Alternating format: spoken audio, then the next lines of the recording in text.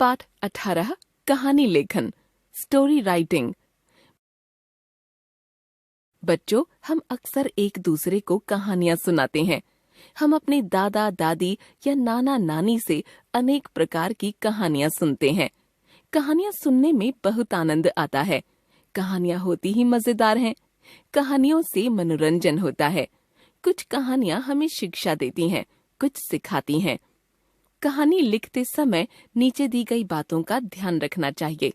कहानी की सभी बातें एक निश्चित क्रम में होनी चाहिए। कहानी संक्षिप्त होनी चाहिए।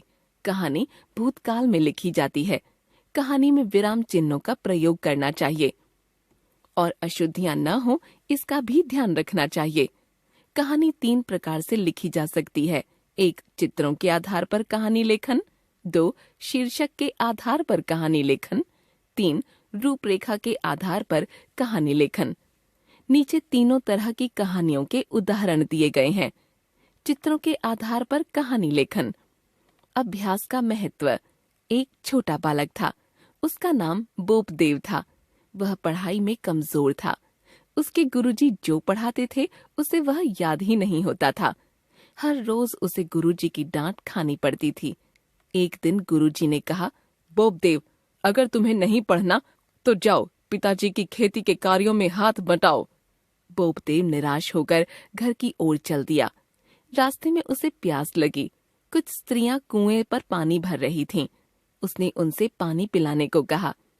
पानी पीते हुए उसकी दृष्टि कुएं की मुनेर पर गई, जिस पर रस्सी की रगड़ से निशान पड़ गए थे। उसने पानी पिला रही महिला से पूछा, इस पत्थर पर ये निशान कैसे हैं? महिला ने उत्तर दिया, पानी निकालने के लिए बार बार रस्सी खींचने की रगड़ से पत्थर पर निशान पड़ गए हैं। वह सोचने लगा, जब कोमल रस्सी कठोर पत्थर पर निशान डाल सकती है, तो मैं क्यों नहीं बार बार अभ्यास करके विद्या ग्रहण कर सकता?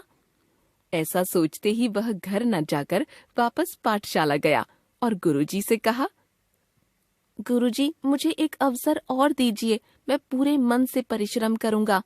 गुरुजी ने प्रसन्न होकर उसे पढ़ाया। वह खूब अभ्यास करने लगा।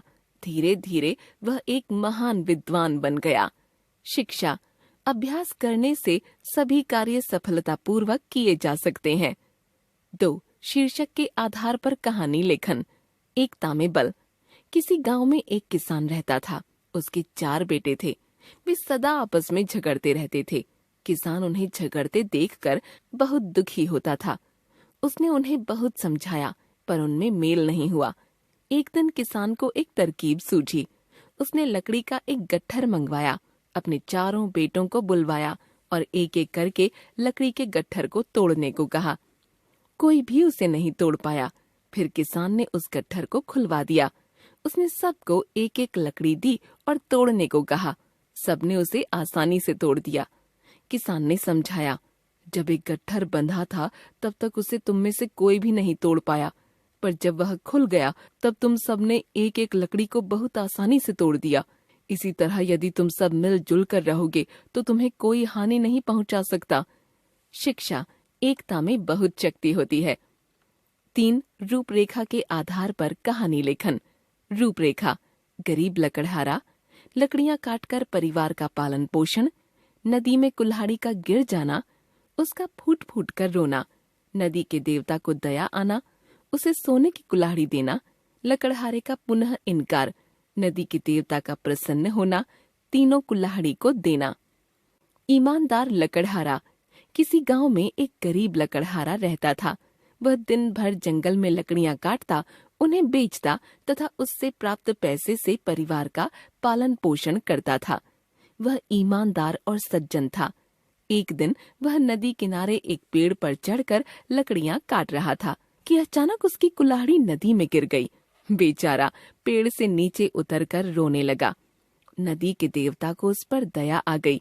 वे प्रकट हुए और पूछा, तुम क्यों रो रहे हो? लकड़हारे ने उन्हें प्रणाम किया और कहा, भगवान, मेरी कुल्हाड़ी पानी में गिर गई है। कुल्हाड़ी के बिना मैं अपने परिवार का पालन पोषण नहीं कर पाऊंगा।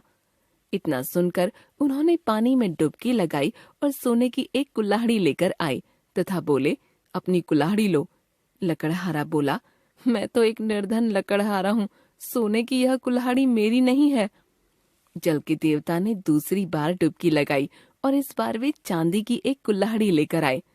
लकड़हारे ने उसे भी लेने से मना कर दिया और कहा, भगवान, मेरी कुल्हाड़ी तो लोहे की थी। देवता ने फिर से नदी में गोता लगाया और इस बार उनके हाथ में 3 कुल्हाड़ियां थीं। उन्होंने लकड़हारे की ईमानदारी से खुश होकर उसे लोहे की कुल्हाड़ी के साथ साथ सोने और चांदी की कुल्हाड़ी भी पुरस्कार स्वरूप दे दी। शिक्षा, ईमानदारी सबसे बड़ा गुण है। हमने सीखा, कहानियों से मनोरंजन भी होता है और शिक्षा भी मिलती है। कहानियां 3 प्रकार से लिखी जा सकती हैं। क, चित्रों के आधार पर, ख, शीर्षक के आधार पर, ग, रूपरेखा के आधार पर।